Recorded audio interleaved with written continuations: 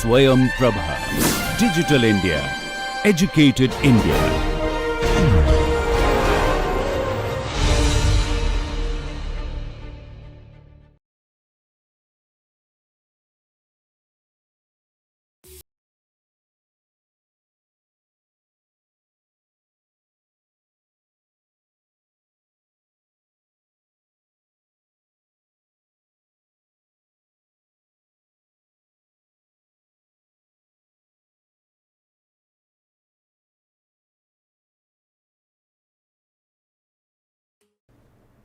I welcome you to this module of flow through porous media. What we were discussing was miscible displacement. That is, if one gives a pulse or one gives a step change in concentration at the inlet and simultaneously the flow is taking place at constant flow rate. So, what would be the mixing and what we expect at the outlet. So, this is something which we are discussing, and we have already established in the static system when we give a step change how it behaves. So, now we are going to convert that to the flow process. So, we are discussing about dispersion of solute or tracer in the porous media.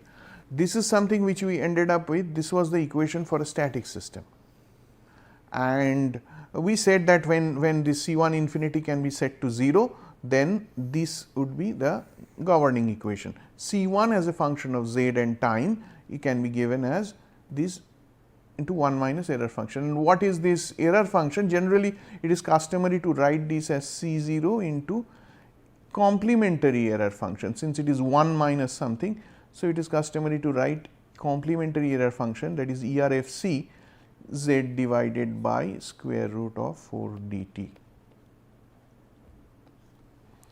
So, now we said that this is based on that C1 0 being held there as constant. C1 0 for all time t greater than 0, this is held at C1 0 and this is held constant. But when there is a step change and the step change is flowing through a capillary, we expect this concentration to be like here there is a build up. So, similarly there would be a depletion. So, we can assume this instead of this C1 0, it is operating as C1 0 to C1 0 by 2. So, that means instead of this as the profile, we are looking at this as the profile and this as the mirror image of this as the profile. So, this is something which we can work with. So, that is right away what they said is that when there is a flow, we are not maintaining C1 0, rather anything that is diffusing to the downstream has to come from the upstream. So, any gain in the downstream is equivalent to loss in the upstream. So, concentration, if these and these are mirror images, instead of C1 0, we should consider this to be C1 0 by 2 straight away. So, that is why this half is appearing here. So, and we put there here one C bar, I mean it is just to remain consistent with what we had done earlier for tailored dispersion. In fact, that we will go there in a moment. Let us, I mean just make note that we are going to put a factor half for this reason, considering this to be an exact mirror image. And instead of a static system, when the front moves at an average velocity u bar, then z has to be replaced by z minus u bar into t. This we had done earlier for moving coordinate system. So, and further, when the velocity profile is laminar, now you make note here, I mean if I had this front to be perfectly uniform, that means this is the velocity front, every layer, the entire cross section is traveling with the same velocity, then we could have solved this in a different way. That means, we could have considered this velocity u bar as the exact velocity and the diffusion that is taking place, that is the diffusion, that is just the diffusivity, right. What we did last time, if you recall, in case of a Dirac function, when it is traveling, we said it can travel under two conditions. One is uniform velocity profile, that means velocity over the entire cross section is everywhere it is same. So, what that means is simply as if it is in a static system, only this system is traveling over some time. So, it is as good as giving this Dirac function some residence time in the static system, wherever it would have gone the same thing would have happened, because there is no stretching of this, no parabolic velocity profile, no stretching of this pulse. So, it is as if this is remaining a static system, only it is given that residence time inside the capillary. So, when it reaches the outlet, over that residence time whatever diffusion would have happened, that diffusion had happened there. So, this is one way of looking at it. Second, so in that case when we did this, that time we had written it as m divided by pi r 0 square, which is m by a, then there was some term here, and then e to the power of minus z square divided by some term here, and this z minus we have considered the velocity multiplied by t whole square, and here wherever this d term is appearing here, or square root of d term is appearing here. So, these d term, this is just simple diffusivity, because it is under just simple diffusion, only it is instead of sitting in a batch system, it is given the residence time. So, now we have hypothesized it as if I have given just the residence time in a static system, same as whether it is traveling through this capillary. Now, on the other hand, when this Dirac function is placed in a capillary where non-uniform velocity profile was set in by virtue of laminar velocity profile, where this pulse is stretched in the form of a parabolic distribution. In that case also, you remember, if you look at the final result of Taylor dispersion, we stuck to that same form of equation, m by a divided by some term involving pi dt and then e to the power minus z square, that some term is there, divided by some term involving dt, etc. So, this same form we maintained, only instead of d we had here Ez. Ez is the dispersion coefficient. Instead of d here we had Ez, which is the dispersion coefficient. So, now d is gone. Instead of d we are writing r naught square v naught square divided by 48d, that is the dispersion coefficient. So, they said that okay, at the outlet if we want to do this, the only change we have to do is we have to change the diffusion coefficient to the dispersion coefficient now, and obviously the velocity, this for the moving coordinate I have to use the average velocity. Here in this case for uniform velocity, it is same as velocity at every point is same as the average velocity. In case of parabolic velocity profile, velocity is not same everywhere, but one needs to consider the average velocity, so that they know that the center of this pulse, how far it is moving. So, what we essentially say here is that when velocity profile is laminar or parabolic, then d also has been replaced by this dispersion coefficient. Last time we call it Ez. Now, in case of a step change, the general literature says this is as dispersion coefficient for capillary. Okay, so, dCt, which is same as r, basically radius of the capillary square, average velocity square divided by 48d.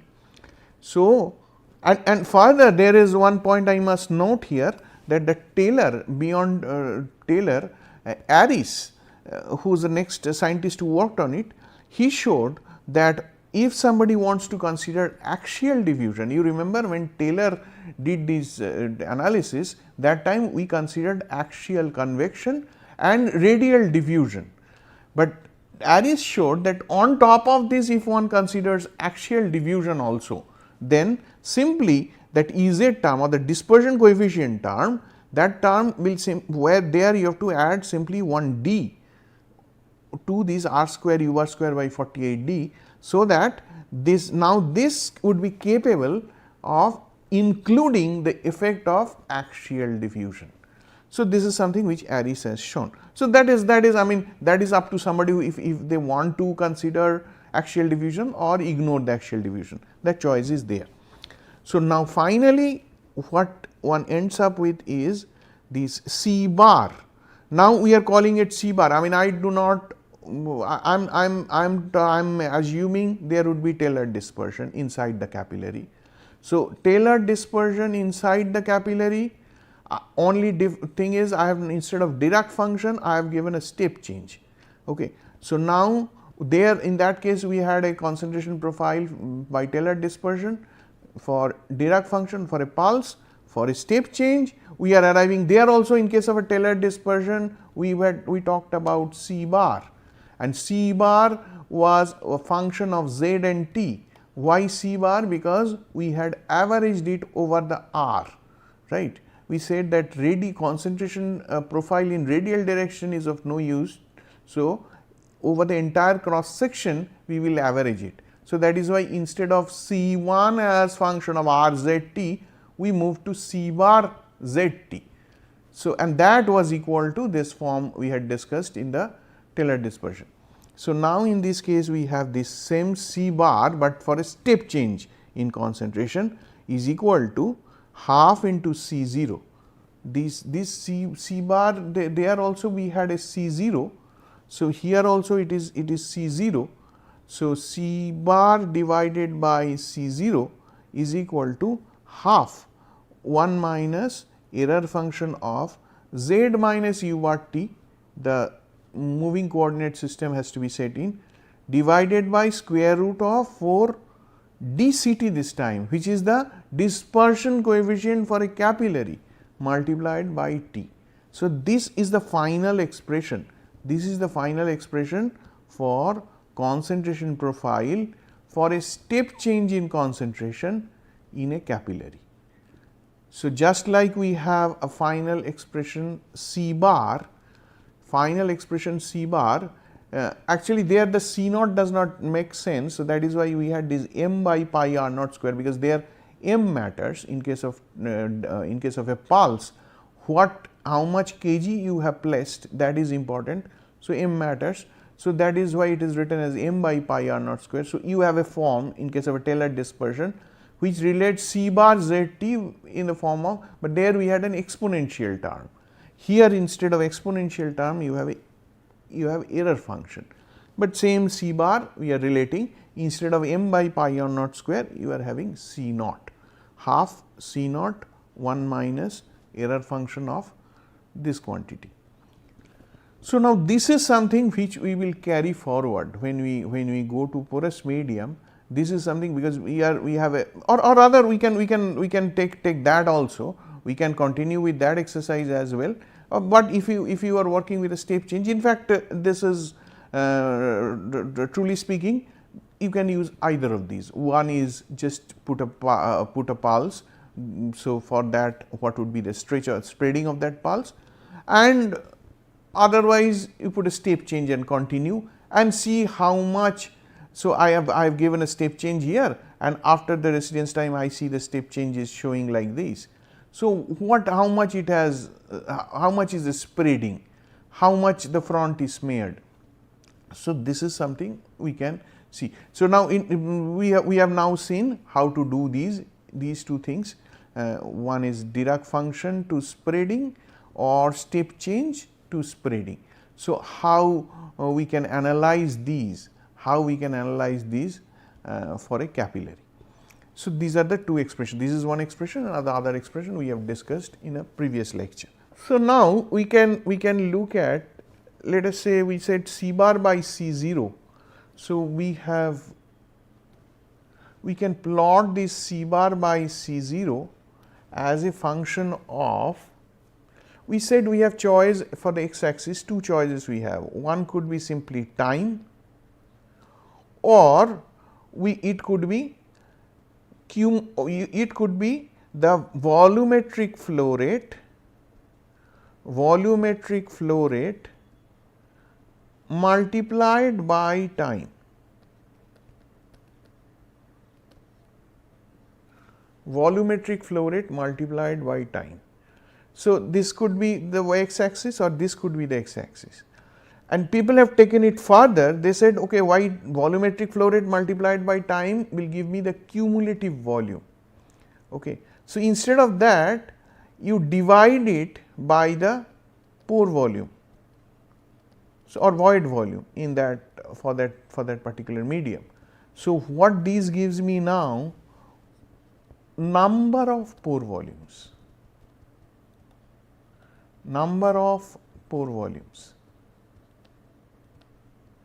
if you divide it by the pore volume. So, what is the idea here, that so then if we put as number of pore volumes, or people generally shorten it in and say that pore volumes. Okay, pore volumes means how many number of pore volumes. For example, if this material has a volume of let us say 0.001 meter cube and it has a porosity of 0.1. So, total volume, let us say overall volume is this, and porosity is equal to 0.1. So, then one can say that 0.0001 would be the pore volume. So, instead of plotting it with point this way, what they do is when say let us say I have injected 0.0005 meter cube. So, instead of calling it 0.0005 meter cube, I call this as equivalent to 5 pore volumes. That means 5 number of pore volumes, 5 pore volumes. So, now if you plot these as effluent produced in terms of pore volumes and C bar by C 0, moment we do it C bar by C 0, C 0 is the change in, you remember, I mean we had talked about C 1 bar and C 1 0, right. So, if we do this, then we expect that this will be scaled in that case. It is scaled between 0 to 1.0 moment you, so this becomes dimensionless, right, because your C10 is the concentration that can be the maximum concentration it can reach. So, because the step change was from 0 to, we are assuming 0 to C10. So, then it is C1 bar by C10. If we plot C1 bar, so this any concentration at any point, this is C1, this is the average concentration. So, when you divide it by C10, then automatically this becomes this is normalized within this 0 to 1 scale. So, now essentially if we had given a step change, we expect that at Vp is equal to 1, that means at 1 pore volume you have that 1 pore volume means you have just that is equivalent to the residence time, that is equivalent to the, if this was the overall volume and this is the porosity, 1 pore volume is equivalent to 0.0001 meter cube. This is this point. So, I expect if there is no smearing, nothing, it is just a plug flow and no mixing, nothing, I would have expected it was all 0 and suddenly boom, it is 1.0 and continuing. But because of this mixing, which we have already accounted through this fixed second law and all, we would expect that these lines will be smeared. And how much smeared? It depends on, of course, the dispersion coefficient, that is what we are interested in. So, it depends on dispersion coefficient, and in this context there is a dimensionless number which is important, which is called Peclet number. Peclet number is equal to convective transport divided by diffusive transport. What are the contribution of convective transport to that of diffusive transport? So, it can be written as 2r u bar by d. So, u bar is the average velocity which is the flow is taking place, and diffusive transport d is the diffusion coefficient. Okay. Similarly, one can think of a dimensionless time tau, which is equal to Td by r square. So, this is also a dimensionless. This term is dimensionless, this term is dimensionless. This term is referred as Peclet number. So, these lines, they will vary, I mean depending on the value of Ez or depending on the value of Peclet number. I mean either way you can think of it, that these lines will change. And so, basically if one has a porous medium is given and then somebody runs such type of a test. Suppose there is a core given and they were asked to run a test. So, one can very well put two reservoirs. One reservoir has let us say if this is a sandstone core, generally it is customary to inject not just direct water, but some amount of salt to avoid any clay swelling inside this. So, let us say you have 1% NaCl, which was inside it is 1% NaCl, and then same 1% NaCl was flowing, and then you have another line here for 2% NaCl. So, let us say this is 2% NaCl, and this 2% NaCl also can be injected and there is a valve, and then suddenly at one point you simply turn the valve, so that instead of 1% NaCl now it is 2% NaCl which is being injected. So, instead of 1% now it is 2% NaCl getting injected. So, essentially you have provided a step change in concentration, and at the outlet you are collecting fractions, that is possible, or there are some instruments where this flow can be directly fed into that instrument and instrument will continuously give the record with time. So, either way, so one can get these concentration values at the outlet. So, if somebody plot these concentrations, one can get this kind of a plot. If they let us say this change from 1% to 2%. So, if you can make this dimensionless, that means in this case what do you have? In this case you have C1 0 is equal to 2% and C1 infinity is equal to 1%. So, you can find out what is the so you have here we are writing it as C1 bar minus C1 0. Instead of that you can write it as C1 bar minus C1 infinity divided by C1 0 minus C1 infinity. So, you can make this is also dimensionless if you have, because here C1 infinity is 1%. If you are not working with sandstone, if you are working simply a pack of glass beads, this kind of glass beads, these are used for electroosmotic pumping, for micro when one needs pumping action at a very low flow rate by applying a voltage. So, those are so in case, so suppose one is going for electroosmotic pumping and where these are filled with glass beads instead of sandstone and water is just fine, then in that case C1 infinity would be 0. So, C1 infinity would be 0, it is 0. So, it becomes C1 bar by C1 0. So, this is what you are working with. So, now if somebody quickly measures this value and find out. So, they are registering, they are recognizing this, they are measuring this C1 bar with time. So, that is what against fractions, they are collecting fractions and everywhere they are measuring C1 bar. So, they are finding this ratio and plotting it. So, we expect this ratio to turn to from 0 to 1 near about this location Vp is equal to 1. So, one generate, let us say someone with an unknown core plug they have generated this plot. Okay. So, now one can go back and use that equation that we have already shown. We have already shown an equation, right, which was half of 1 minus error function of this we just discussed before, half into 1 minus error function of z minus u bar t divided by square root of 4 dCTT. So, this is, so everything is known. I have a profile, only unknown here is this dCT. So, by looking at this concept, so these are experimental measurements at this time now. Okay. So, these are experimental measurements and we know what velocity this fluid is being injected and at the outlet at a given time what are the concentrations. So, only unknown is this dCT, and so if this only unknown is this dCT, in that case one can find out what is the dCT that corresponds to this particular profile? What is the dCT that corresponds to this particular profile?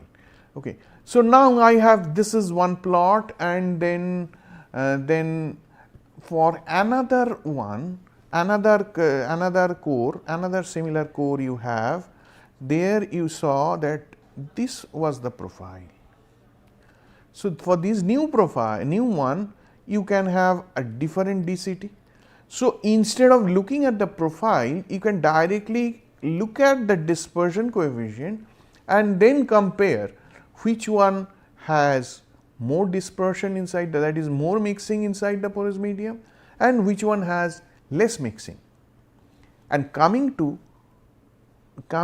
think about this mixing, if you will, I must point out, suppose I see a profile of the C bar by C 0 versus V p, the number of pore volumes, and it came like this.